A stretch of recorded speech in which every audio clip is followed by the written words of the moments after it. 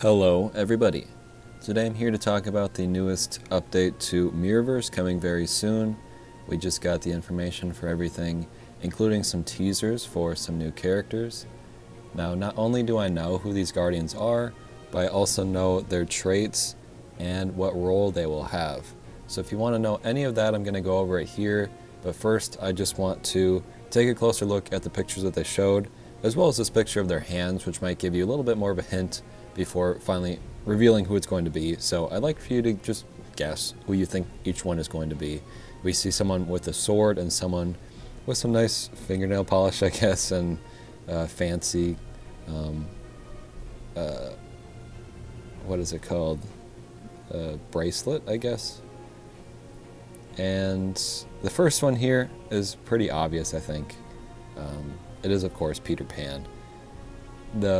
The feather and the hat really give it away, as well as like the little skirt, or I don't know, the bottom of his shirt, I suppose, with like the leaf texture is pretty obvious, I would say.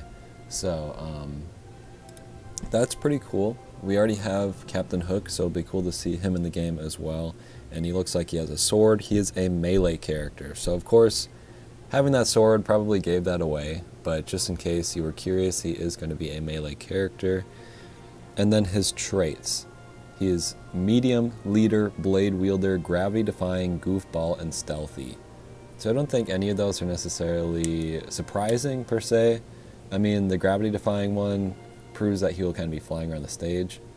I also just remembered we also have Tinkerbell in this game. I kind of forgot about that. So we really have all the main characters for Peter Pan now. There are more characters we could get, but we really have the main three, so that's pretty cool.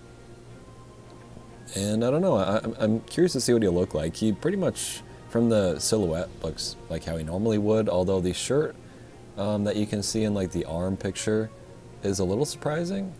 So I'm curious to see how that'll end up looking, and hopefully his face and his head looks good and everything. Let's move on to the other character, who is maybe a bit harder to guess, but based on kind of the hint that they gave in the picture as well, they mentioned the word groove. So if you have any idea of what characters might go with the word groove, it's obviously Kuzco from The Emperor's New Groove. And I mean, that's pretty cool. Kuzco has a lot of potential in these sorts of fighting games, and we don't have any characters from his series yet, so that might be interesting as well. Maybe we'll get Yzma and Kronk later down the line. In terms of like his role, he is a support character, which is also pretty interesting. You know, might have seen him as a melee character, but he's going to be support, and usually support characters have an ranged attack, so we might see that in action as well. His traits are medium, goofball, royalty, shape-shifting, and short fuse. Now, shape-shifting is definitely one to keep in mind.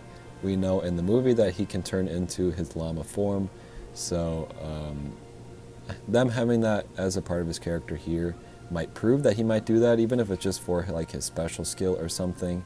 I don't know, but that would be a really cool thing to have, where he could switch in between them maybe. We don't have a single character like that. I even can't think of a character that actually fully changes like shape at any point. I know that there are characters that like change color and stuff, like Tinkerbell, but I can't think of one that fully changes form and turns into a different model entirely. So that would be really cool to see, and have them work that in some way, I think would be really cool. And I think it's honestly a missed opportunity if they don't, but either way, you know, Kuzco's a cool character. And in terms of like his silhouette, it's a bit harder to tell what's really going on.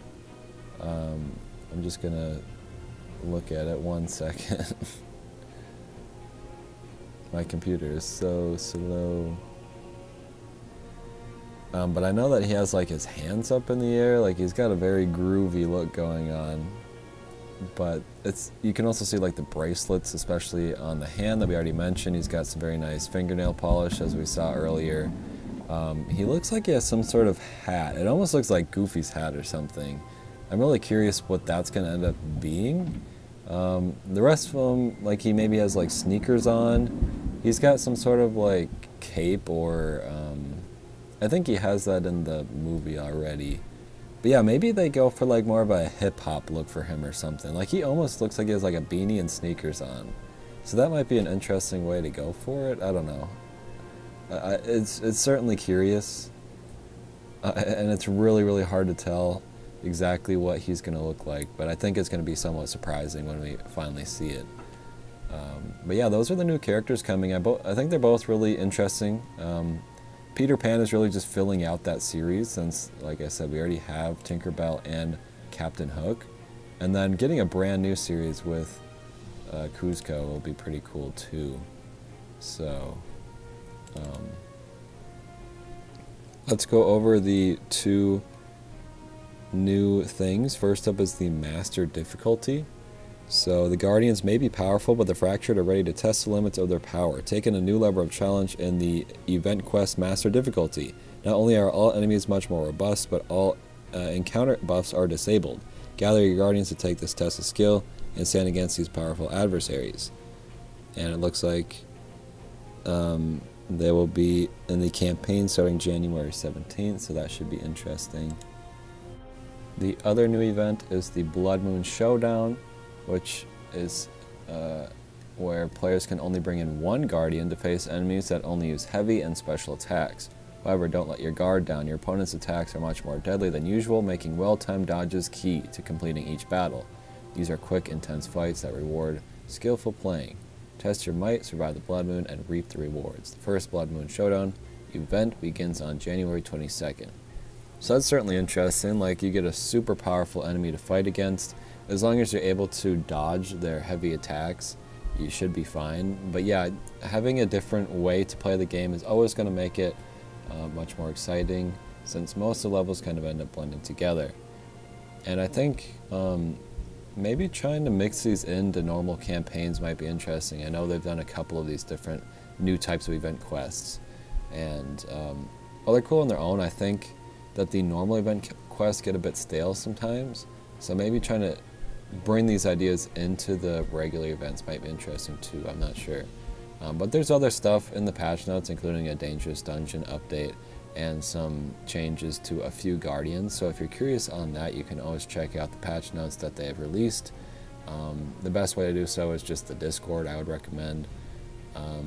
But yeah, I hope you're excited to see these characters. I was able to give you that information on the characters, specifically telling you who the characters are going to be, and also what traits they have and what roles they're going to be. And I think that they're both going to be really fun to try out. I can't wait to unlock them and have them at the 5-star to showcase. But that's about it. Thank you guys for watching, and I will see you when the update releases.